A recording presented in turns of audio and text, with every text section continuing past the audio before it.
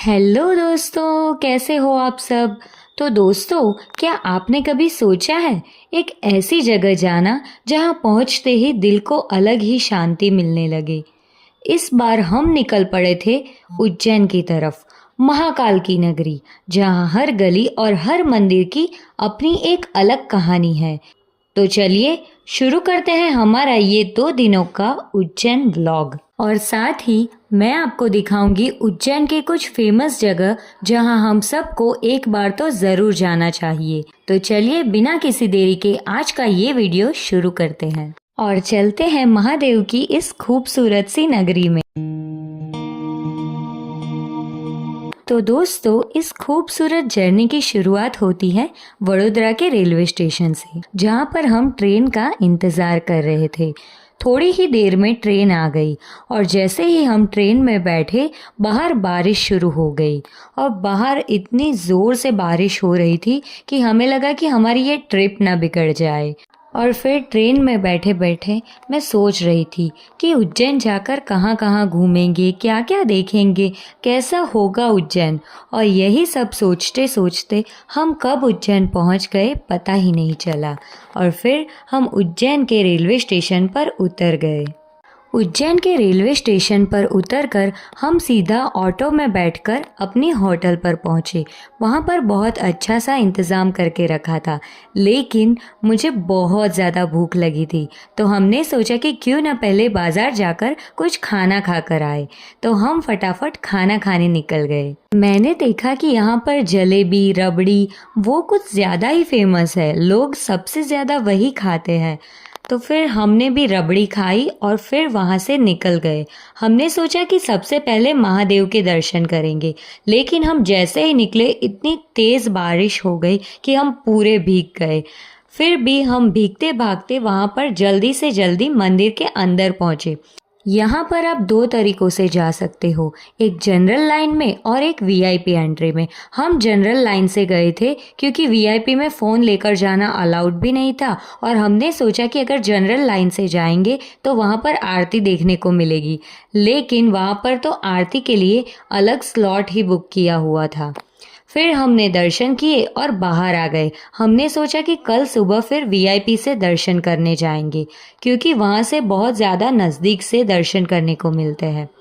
और फिर मैं मंदिर के आसपास घूमने लगी। इतनी ज़्यादा बारिश होने के बाद भी यहाँ पर बहुत सारे लोग आए थे।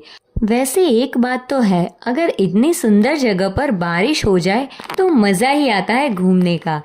यहाँ पर बहुत सारी अलग अलग मूर्तियाँ थी, जिनमें बहुत सारी अलग अलग मुद्राएं बनी हुई थी, जो कि हमारे सुंदर से इंडियन कल्चर को दर्शाती है। तो चलिए अब हम आगे चलकर देखते हैं कि यहाँ पर और क्या क्या बना हुआ है।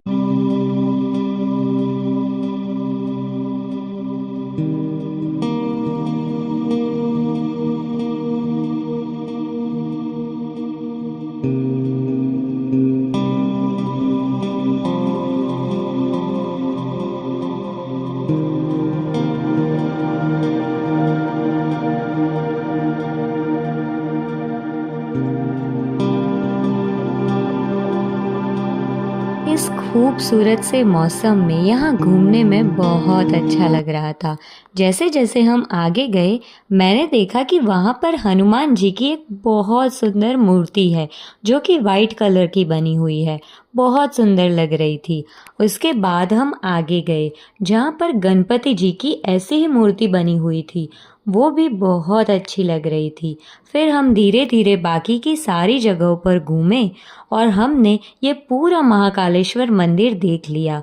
और यहाँ पर बाकी के लोग रेनकोट लेकर और छाता लेकर घूम रहे थे। जाते जाते मैंने देखा कि रास्ते में भारत माता मंदिर आता है, जो कि बहुत खूबसूरत था। वहाँ पर बहुत सुंदर गेट बने हुए थे और साथ ही फाउंटेन बना हुआ था। तो फिर हम आगे निकल गए, वहाँ पर दर्शन किए और उसके बाद बाज़ार से होते हुए हम होटल रूम पे आ गए। क्योंकि आज बहुत ज़्यादा बारिश हो रही थी तो मैंने सोचा कि बाज़ार भी हम कल ही घूमेंगे। और भीगते भीगते हम पहुँचे अपने होटल पर।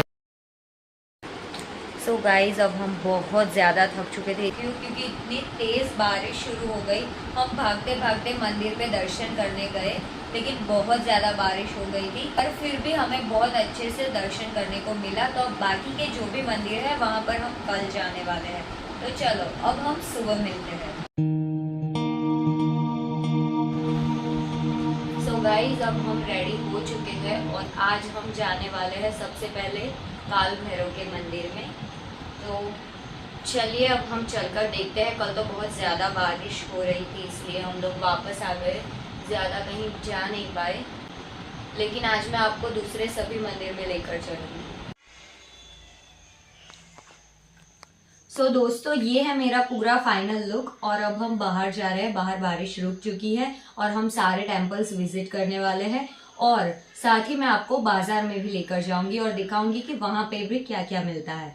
तो चलिए अब हम चलते हैं। तो होटल से निकलकर हम सबसे पहले काल भैरव के मंदिर के लिए निकल गए। वहाँ पर हमने एक ऑटो बुक करवाई थी जो कि हमें सारे टेम्पल्स विजिट करवाने वाली थी। तो सबसे पहले हमने फूल और सब कुछ लिया और उसके बाद हम वहाँ पर लाइन में लग गए क्योंकि वहाँ पर लाइन लगती है दर्शन के लिए। तो हम फटाफट वो लाइन पार करते हुए मंदिर के अंदर पहुँचे।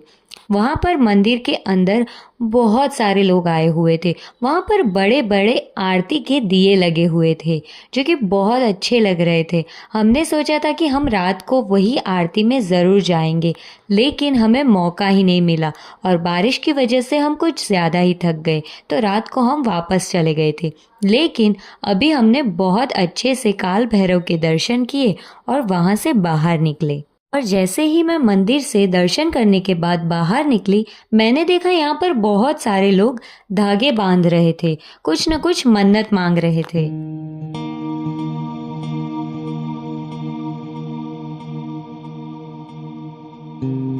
तो इसके बाद हम पहुँचे मंगलनाथ मंदिर में। यहाँ पर बहुत सारे लोग अपने मंगल के लिए पूजा करवाने आते हैं, जैसे कि जॉब के लिए हो गया या फिर शादी के लिए। कई कई तरह की यहाँ पर पूजा होती है। तो हम फिर सीधे ही ऊपर गए दर्शन करने के लिए, लेकिन वहाँ पर बहुत लंबी लाइन लगी हुई थी, तो हम भी दर्शन करने के लिए लाइन में लग गए।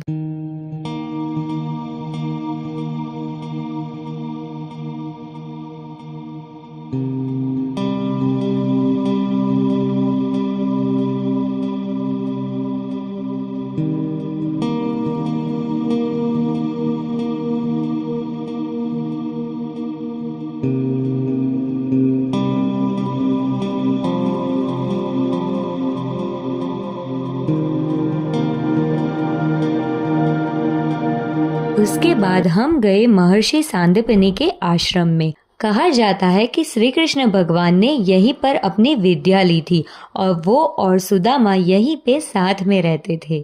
यहाँ पर उनके बहुत सारी तस्वीरें लगाई हुई थी। बहुत सारी चीज़ों के बारे में तस्वीरों के थ्रू हमें बताया जा रहा था कि वो यहाँ पर कैसे रहते थे, क्या करते थे और साथ साथ यहाँ पर कैसे कैसे खेल करते थे, कैसी कैसी मायाएं रचाते थे। और उसके बाद हम पहुँचे उसके अगले हिस्से में। दोस्तों क्या आप जानते हो कि कृष्ण भगवान 64 कलाओं में निपुण थे और यहाँ पर इन सारी कलाओं के बारे में कुछ न कुछ बताया गया था। तो हम वो सब देखने चले गए।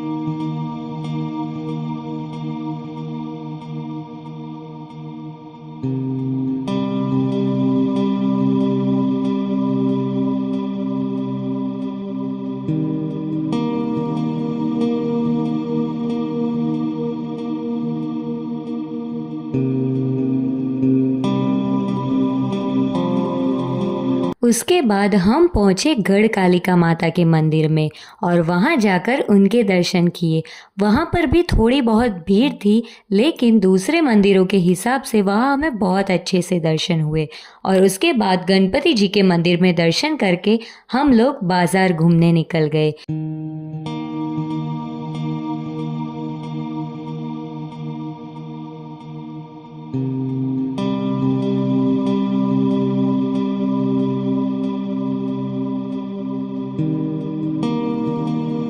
सबसे आखिर में हम पहुंचे महाकालेश्वर मंदिर के वीआईपी दर्शन करने।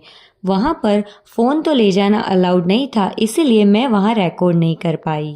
तो दोस्तों यही था हमारा पूरा उज्जैन ब्लॉग। और अगर आपको ये वाला ब्लॉग अच्छा लगा हो तो अपनी फैमिली के साथ, अपने फ्रेंड्स के साथ जरूर शेयर करना।